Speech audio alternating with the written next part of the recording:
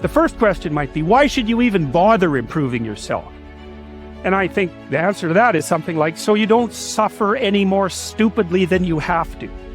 And maybe so others don't have to either. It's something like that. Like there's a real injunction at the bottom of it. It's not some casual self-help doctrine. It's that if you don't organize yourself properly, you'll pay for it, and in a big way, and so will the people around you. Now, and you could say, well, I don't care about that, but that's actually not true. You actually do care about that, because if you're in pain, you will care about it. And so you do care about it, even if it's just that negative way, It's very rare that you can find someone who's in excruciating pain who would ever say, well, it would be no better if I was out of this. Sort of pain is one of those things that brings the idea that it would be better if it didn't exist along with it. It's incontrovertible.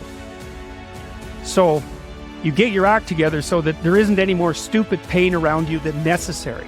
Well, so then the question might be, well, how would you go about getting your act together? And the answer to that, and this is a phenomenological idea too, it's something like, look around for something that bothers you and see if you can fix it. I often tell people too, fix the things you repeat every day, because people tend to think of those as trivial, right? You get up, you brush your teeth, you have your breakfast, you have your routines that you go through every day. Well, those probably constitute 50% of your life. And people think, well, they're mundane, I don't need to pay attention to them. It's like, no, that's exactly wrong. The things you do every day, those are the most important things you do. Hands down. All you have to do is do the arithmetic.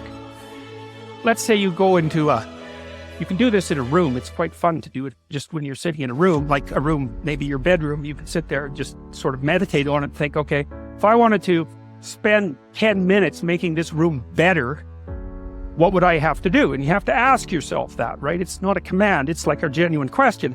And things will pop out in the room that you like, there's a stack of papers over there that's kind of bugging you, and that maybe little order there would be a good thing. And, there's some rubbish behind your computer monitor that you haven't attended to for like 6 months, and the room would be slightly better if it was a little less dusty and the cables weren't all tangled up the same way. And like, if you allow yourself just to consider the expanse in which you exist at that moment, there'll be all sorts of things that'll pop out in it that you could just fix. And, I might say, well, if you were coming to see me for psychotherapy, this easiest thing for us to do first would just be to get you to organize your room. You think, well, is that psychotherapy?